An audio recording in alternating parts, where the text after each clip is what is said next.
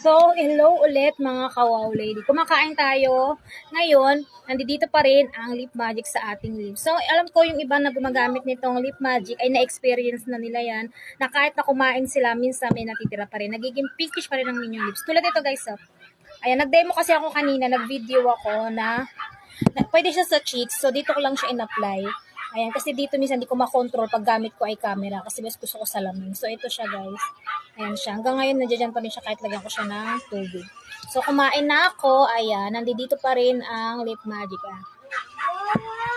Pwede rin natin siya guys ibabad every night after mga maglagay ng mga beauty routine ninyo.